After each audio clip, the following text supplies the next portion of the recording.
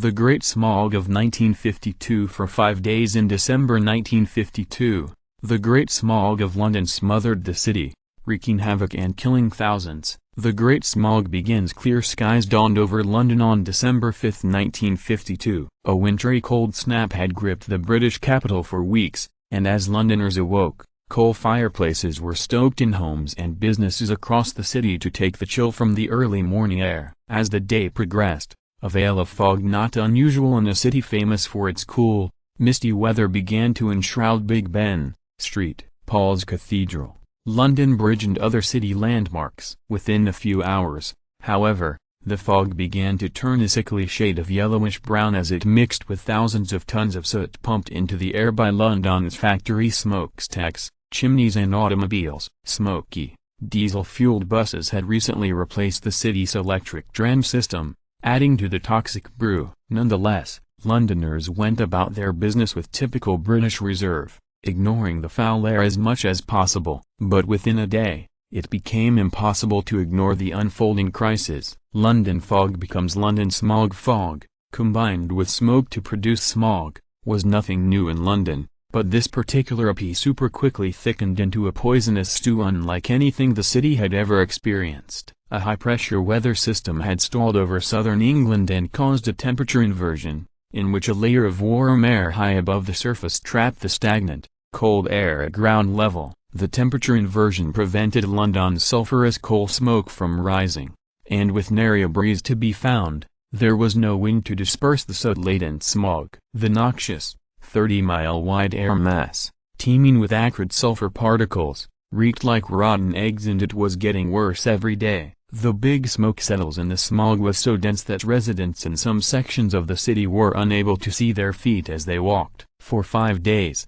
the Great Smog paralyzed London and crippled all transportation, except for the London Underground train system. Because of poor visibility, boat traffic on the River Thames came to a halt. Flights were grounded and trains cancelled. Even during the middle of the day, drivers turned on their headlights and hanged their heads out car windows to inch ahead through the thick gloom. Many found the effort futile and simply abandoned their cars. Conductors holding flashlights walked in front of London's iconic double-decker buses to guide drivers down city streets. Wheezing pedestrians groped their way around the city's neighborhoods and tried not to slip on the greasy black ooze that coated sidewalks. By the time they returned home, their faces and nostrils blackened by the air, Londoners resembled coal miners. Getty Images. Authorities advised parents to keep their children home from school, partly from fear they would get lost in the blinding smog. Looting, burglaries and purse snatchings increased as emboldened criminals easily vanished into the darkness. Weekend soccer games were cancelled,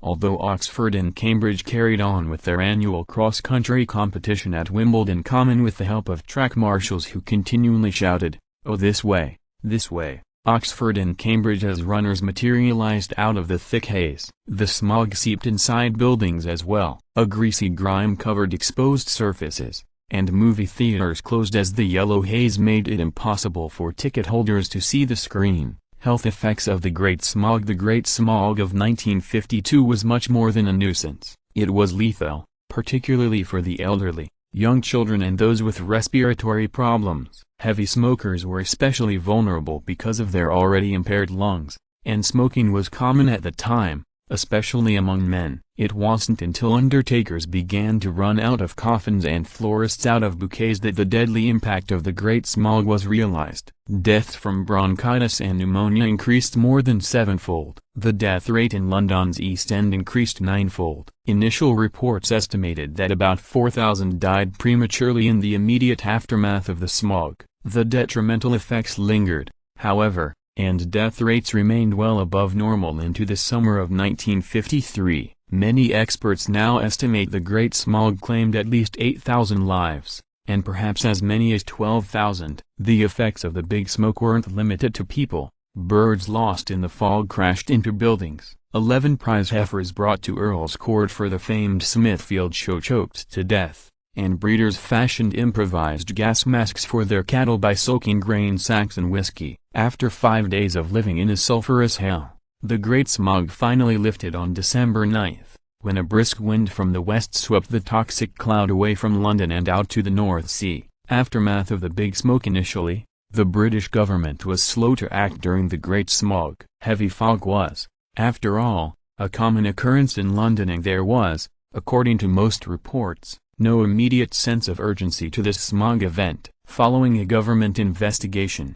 however, Parliament passed the Clean Air Act of 1956, which restricted the burning of coal in urban areas and authorized local councils to set up smoke-free zones. Homeowners received grants to convert from coal to alternative heating systems. The transition away from coal as the city's primary heating source toward gas, oil and electricity took years, and during that time deadly fogs periodically occurred, such as one that killed about 750 people in 1962. None of them, however, approached the scale of the 1952 Great Smog.